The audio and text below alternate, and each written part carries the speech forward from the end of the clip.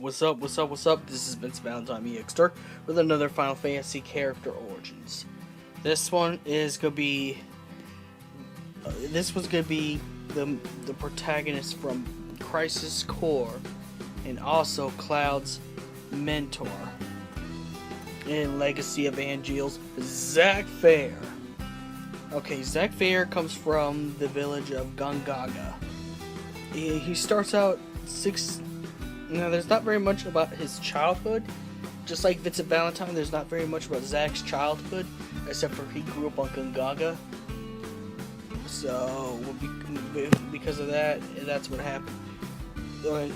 He joined the Shinra and joined the soldier program from age 16 and died at age 23.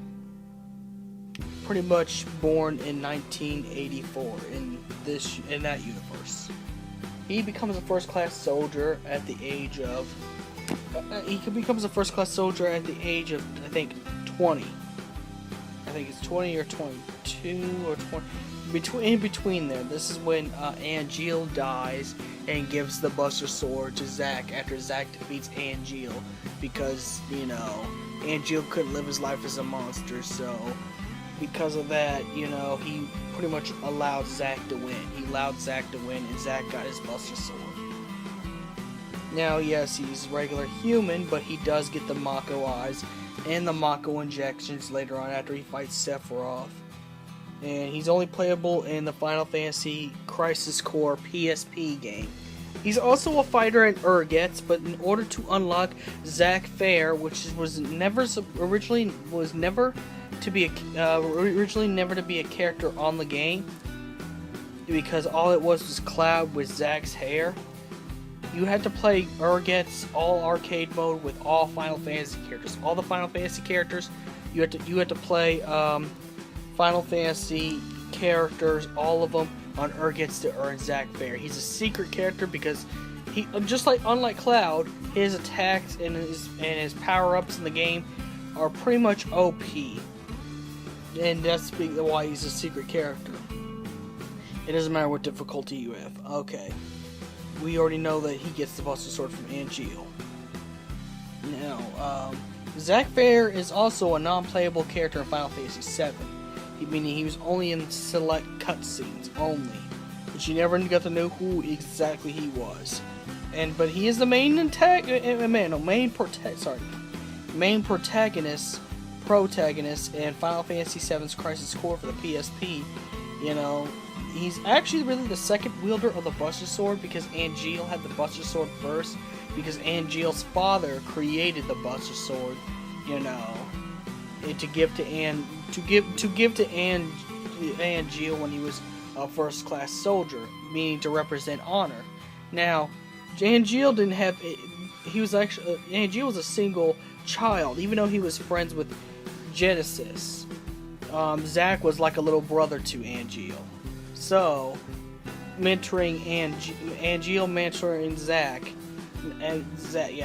Angeal mentoring Zack, it was like a brotherly thing for Angeal to do.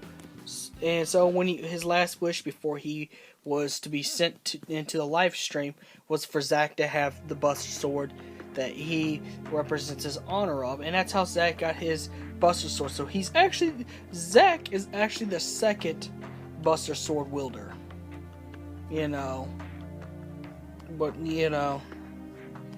Zack appears only in the flashback sequences to portray him as identical to Cloud. That's how come it's easy for Cloud to confuse himself with Zack, because of the whole Cloud's past was foggy due to trauma that Cloud had. He also appears in the anime Last Order, which is pretty much the whole entire Nibelheim incident. If you wanted to just watch the Nibelheim incident and stuff like that, and don't want to just know what happened in Nibelheim, really, just go watch Last Order. It's in sub only, unfortunately, but you want to play Crisis Core if you're only looking for that part of the story. Zack has eyes fused with Mako energy, a soldier trademark, color of the sky, wears pretty much a navy blue, blackish first-class soldier outfit, spiky black hair with a strand in his front, and carries a Buster Sword with him. Zack is tall, well built, so he's really buffed. Zack pretty much would train. Pretty much, Zack is kind of, if I could compare him to any other fictional character, Zack would be like Goku. You know, light-hearted character, but also loves to train a whole bunch, making him stronger than the rest of the soldiers. And you know, if he didn't lose, if Zack didn't lose his, you know, didn't get shocked over Sephiroth turning to the dark side, you know, he would have been, Zack would have been able to defeat Sephiroth and end the battle right there once and for all. But he also has iconic blue eyes like Mako soldiers. You know, Zack appearances go through the series because first he had bangs when he was just a second-class soldier. This was when he was training under Angeal. And then when he got older, he wanted to look like Angeal. That's why he got his hair slicked back and stuff like that, because he wanted to be like Angeal. His personality has a positive attitude, always ready to work, energetic personality, short attention span. Yes, he has ADHD. He is loyal to Soldier and dreams of becoming a hero until Soldier starts messing everything up and starting to realize the Soldier program is not what he thought it was. You know, he values everything Angeal says. Now again, when Zack was a child, he just wanted to join Soldier, and that's it. They never actually, you know, put his childhood. The only thing about his childhood is at the age of 13, Zack left Gungaga without telling his parents he's joining the Shinra military. So, yes, he never told his parents. That's why his parents still think he's alive in the Final Fantasy VII game. He's actually the one who defeated Genesis. Zack actually defeated Genesis and Angeal. Sephiroth, but then again, Sephiroth came back, so that technically isn't really a kill right there, so it would just be Genesis, Angeal, and Professor Hollander. You know, he was actually Aeris's first boyfriend as well. If you don't remember playing Final Fantasy VII, Aeris talks about him when you go to the park with her, and before you go to Sector, I think it was Sector 5, where you have to save Tifa from Don Cornelio. Aeris briefly mentions that she dated Zack. Zack was her first boyfriend, and why I think it's perfect they both. The only thing that's perfect about both Zack and Aeris dying is that now they can be with each other forever, like they were intended to. You know, Zack has fought a lot of summons, fought for the Shinra army, you know, won the Wutai War for everybody else. Like I said, there's not very much to him, exactly. There's not, he also has, he also has kind of another crush too, a little bit, and that's in Sisane, one of the Turks in there. But let's see, I don't think there's much. The Nibelheim incident is a big incident, which anyone should know about the Nibelheim. Anyone who plays Final Fantasy VII or understands Final Fantasy lore in the first place should already know the Nibelheim incident when Sephiroth burned the whole town down. And the real one that actually fought Sephiroth was Zack. And Zack lost, and then Cloud took the mantle and took Zack's Buster Sword and dug it into Sephiroth. Yes, we already know he defeated Genesis, but Genesis is really not defeated exactly. Well, he's dead, but he comes back alive thanks to the knowledge of rebirth. We're doing a Genesis timeline thing, a little origin story. Way after. Now, we already know Zack's last stand when he fought millions of soldiers. He survived a lot of it, but the last three killed him.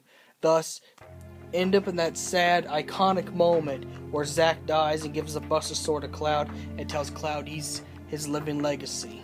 So Zack dying knowing that Cloud would take up the mantle of his honor and join up with Avalanche against Shinra for what Shinra did to Zack. So Cloud inherits Zack's Buster Sword. Now this also traumatized Cloud a whole bunch, because Cloud, before he fell into the Mako pit, thought he was Zack through half the game. So that's pretty much after what happened.